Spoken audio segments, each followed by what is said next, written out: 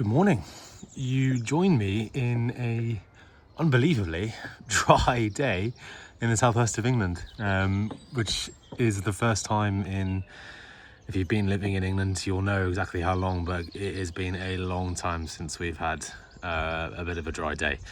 So we're going to use that to full advantage today, and we've now finished all the pruning, which is fantastic. We hit our deadlines there.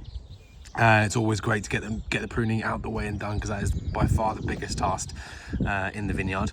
And now we're going to be into tying down. So it's no rest for the wicked. It is, as soon as we finish the pruning, it is straight back through it, and we're tying down the canes to the fruiting wire, ready to go for the new growing season. So it is as simple as it sounds, but I'm going to show you a little bit about what we do here and what that looks like. So see you there.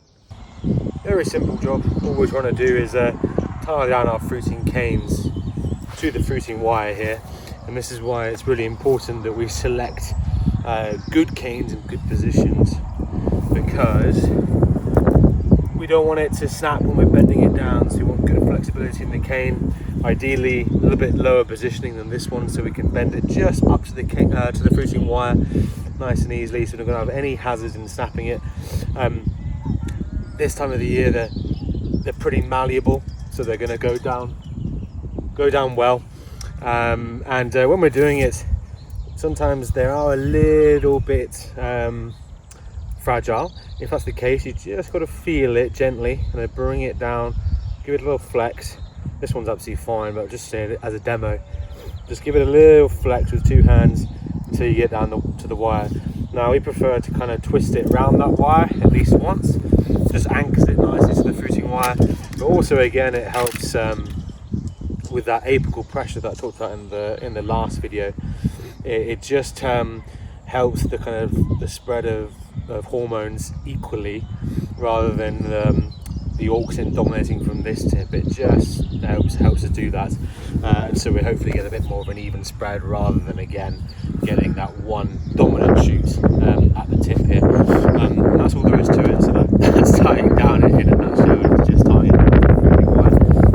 If you're lucky enough to have one of these machines or something similar, they're a lifesaver, because it means we can do this very quickly, rather than tying down in with individual ties, which is a nightmare. So that's it, that's tying down. Very simple job. All we're trying to do is tie down our fruiting canes to the fruiting wire here, and this is why it's really important that we select good canes in good positions, because we don't want it to snap when we're bending it down. So we want good flexibility in the cane, ideally a little bit lower positioning than this one, so we can bend it just up to the fruiting wire nice and easily, so we're not going to have any hazards in snapping it. This time of the year they're pretty malleable, so they're going to go down well, and when we're doing it, sometimes they are a little bit fragile. If that's the case, you just got to feel it gently and then bring it down, give it a little flex. This one's absolutely fine, but I'll just say it as a demo, just give it a little flex with two hands until you get down to the wire. Now we prefer to kind of twist it around that wire at least once, just anchors it nicely to the fruiting wire, but also again it helps with that apical pressure that I talked about in the last video. It just helps the kind of the spread of hormones equally, rather than the auxin dominating from this tip. It just helps to do that, so we hopefully get a bit more of an even spread, rather than again getting that one dominant shoot at the tip here.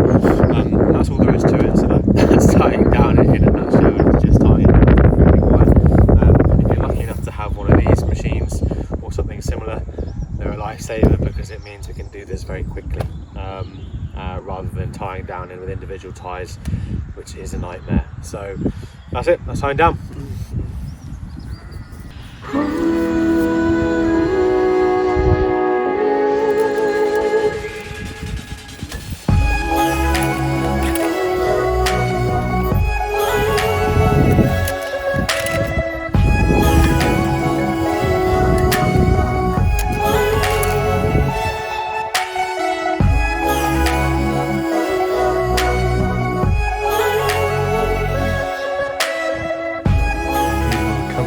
get your last few rows done.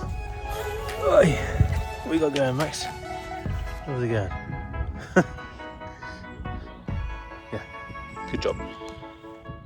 So the other thing I want to talk about that we're kind of up to in February as we lead into March again is the cover crop. As you can see, as we've had a bit of sunshine, which has been a relief here in England, the kind of the mustard in this mix is starting to come through really nicely, and it's as it starts to dry up, the ground gets a little bit drier, the temptation to kind of mow it and get everything looking tidy again in the vineyard, it always comes through. And I think it's really important at this time of year that we show a bit of restraint. So that's kind of what a vineyard is all about. It's about a bit of restraint, not going too heavy-handed on inputs, and letting nature take course, let time run through, and the vineyard will provide. And the same applies for this cover crop here. So we need to be a little bit patient with when we want to come to mowing it, because we don't want to cut it all back at once and cut it really tight, because we'll get a big flush of nitrogen. You know, all these roots, all these taproot systems, all this organic mass, it's going to release a decent amount of nitrogen back into the soil. Now, if we do that too quickly, we're going to get a big spike, which will lead to more vegetal growth on the vines, a kind of faster spike in bud burst, and shoots going too early, too quickly. So more vegetal growth, which leads to a denser canopy, which leads to higher disease pressure, which in England is already really high. And so that proves particularly challenging in a system like we operate, where we're trying to not spray a lot, and we're not trying to spray kind of chemicals that are going to knock these diseases out properly. So for us, it's all about how we manage the canopy and what we can do practically and preventatively to limit our disease pressure. And so this is one of the things that we can do in terms of our timing of how we terminate this cover crop behind me. So we really need to be patient with this. And when we actually kind of first come to mow it, we'll only take it down to maybe 8-10 centimeters, so we'll still leave a little bit of residue here on the top, and the reason for that is we'll get a kind of slower breakdown of that organic matter, slower breakdown of those materials, which means a slower release of nitrogen into the soil and a slower uptake by the vines. So we want to just evenly spread it over time rather than go at a good spike. And that kind of applies to pretty much anything that we do across the vineyard. We never want things to be a very quick, rapid response. Unless we're trying to knock out a disease, then we do want it to be a rapid response. But in terms of nutrient uptake, we don't want big spikes. We want sort of nice gradual plateaus and coming through, and a nice gradual growing season. We don't want big spikes. So yeah, that's what we're going to do with the cover crop. And I actually thought we'd take this time to do a little soil test. So one of the things we can do now is, as we're planning on how we terminate this cover crop, we're also thinking about the next cover crop that we're going to be putting in, and what kind of mix we're looking at for specific purposes, i.e. do we need to break up the soil a little bit more? Do we need plants with different taproot depths? Do we need a higher organic matter? We'll do soil samples to kind of see what we need doing. One of the things that we wanted to achieve with this cover crop behind me is a large amount of biomass to put back into the soil, but also to have different taproot levels to really break up the soil, because we were seeing a little bit of compaction. And so what we're trying to do is we're really trying to break up the soil behind me. So what we're going to do is a really basic test. We're literally going to stick a metal prod into the ground and see how far down it goes.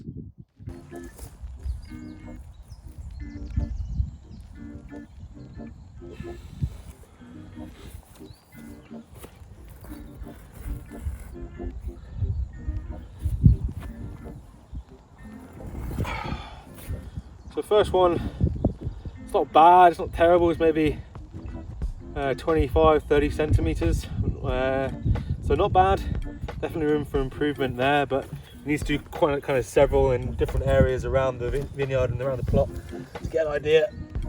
And that'll be about the same there, about the same. Just going to test actually in the Right in a row. That's a bit better.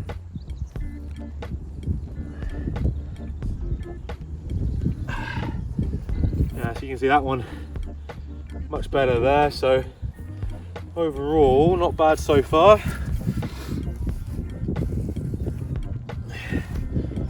We're going to do a few more in a few different locations.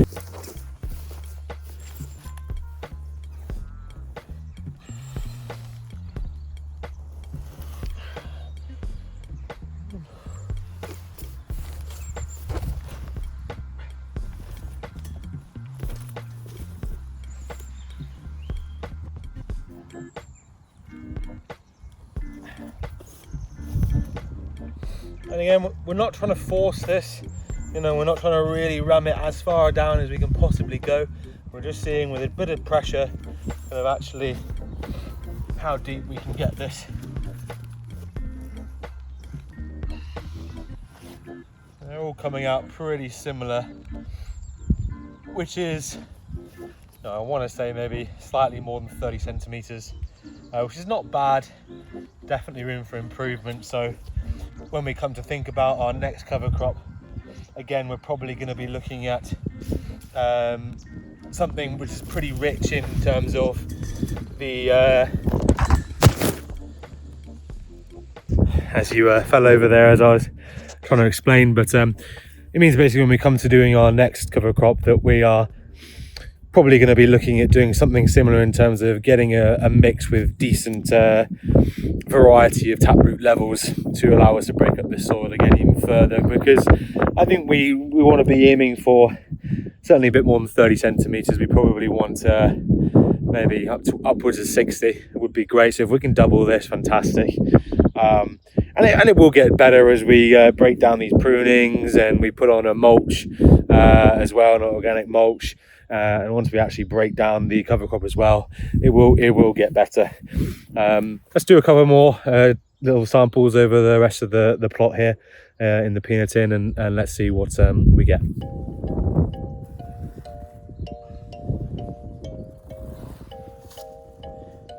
That's pretty good, not bad at all. Okay, not bad. Oh, that's good, eh? Look at that. That's pretty much the whole way. That's particularly good. Again, you need to do this as a sort of an average, because that would be a particularly good bit as opposed to others which are not so good. I think somewhere we're probably averaging around about the maybe 30 to 40 centimeters mark so far, which is not bad, but definitely room for improvement. So I think when it comes to doing our next cover crop, then we certainly will be looking at doing another one with a decent variety of tap roots to open up that soil, get different rooting depths to really help that. Again, we probably need something with a decent biomass as well. So at the moment, I'm liking the thought of a bit of Phacelia, a bit of mustard in there again, some buckwheat, which we never used before, so quite like the idea of using that. Really particularly like the Phacelia, when it establishes, you get that really nice blue colour coming through, and that will look great in the vineyard. Plus it's really good at attracting insects, and we are approaching spring now, so hopefully this will be seeing quite a lot of insects coming through here pretty shortly, which is always cool when it's kind of really humming and buzzing with activity. That's pretty cool to see. So yeah, this is progressing pretty nicely. I think in terms of when we're actually going to terminate this, we're now with the last week of February, so we're going to hold off on this probably until week 3 of March, I think. Yeah, show a bit of restraint as we're expecting bud burst normally around about the last week of March, first week of April. So yeah, I think 3rd week of March will be good, and again we'll only do that kind of one pass and just leave maybe 10 centimeters, leave a little bit of residue on there, so that we get a gradual release of that nitrogen, gradual breakdown, and that will feed that bud burst quite nicely, but not give it a big spike in nitrogen, which will shoot things too early. So that'll be the plan, and then we'll actually leave it for a week, 2 weeks, again, to before we come and actually properly incorporate it, just to gradually release those nutrients. So yeah, that's the kind of thoughts on the cover crop at the moment. Just nice to see him growing, and nice to see the mustard coming out with a bit of sunshine, which is good. But yeah, things are looking pretty positive in here in Peanutton. This is certainly where the cover crop is established the best. I think that was mainly down to do with timing. And when we actually come to planting the next cover crop, I'll show you how we did that on a kind of bit of a DIY method. We actually just use a handheld rotavator. It's kind of one of the hard things with trying to be regenerative, which is all about limiting your soil disturbance. That's obviously really hard to do when you're trying to plant a seed and establish a cover crop. So the best way to do it would be to have a non-till seed drill. Those are really difficult to come by down here in the southwest in Devon. In England, most of the big vineyards and companies, they're all up in the southeast, and so by the time we actually get the machinery down here, transport, it ends up not really being worth the time or the money, and we miss deadlines because we're waiting for things to arrive, and we just can't get them. So we came up with the idea of just using the rotavator, just doing a light surface pass, so we're not disturbing the soil too much, and it works. It does work. I'd like a little bit better establishment, but on the whole, for what we're trying to do at the moment in this current phase of time, it's pretty good. So we'll work on it, we'll improve it. I think the biggest thing we can just improve is timing. So we need to wait for the soil temperature to rise, not try and hit things too early. That's the thing when you run a small kind of family vineyard and you don't have a massive team behind you. You're tempted to try to do things earlier because you just need more time to get things done, but ideally we want to wait until the soil temperature's risen a little bit more, and we're expecting a rain event, so things need to work out for a decent establishment, but we'll get there. We're learning, and yeah, nice to see that this one has come through pretty well. So that's it for the cover crop for now. Stay tuned, and I'll show you what happens to the next one that we do. So you can see here we're in our Solaris block, and we're at the end of February here, and you can already see that, if I just zoom in a little bit here, that we're already seeing a little bit of bud swell. So at the end of February, and we're already seeing a little bit of bud swell. That's a sign for us that we need to get a move on, finish this tying down, because likely that we're going to get bud burst, potentially kind of that end week of March. So that's quite early. So it's time to get a move on with the tying down, get everything finished, and it also is a cue for us to sort of get all our soil prep done and dusted. So that means we're going to be looking at mulching in the prunings here that we've got, and terminating cover crops in that sort of week 2, week 3 period of March, ready to get a nice even break in terms of putting in the nutrients that we want to put into the soil, but also to get that even kind of release of nutrients, release of carbon, release of nitrogen. We don't want a sudden spike, so that's what we're going to get. So I just thought I'd point that out, that we are kind of moving along in the phenological cycle quite quickly, and it won't be long before we're seeing bud burst, and we're into a new season coming around fast. Before you know it, we're going to be into another growing season. So I just thought I'd share that there, so you can see kind of what phenological stage we are at. But yeah, it all moves so quickly. I can't quite believe, it feels like we only just finished pruning, we're into the tying down, and then boom, you're into it again. So yeah, keeps you on your toes, the vineyard business, I tell you.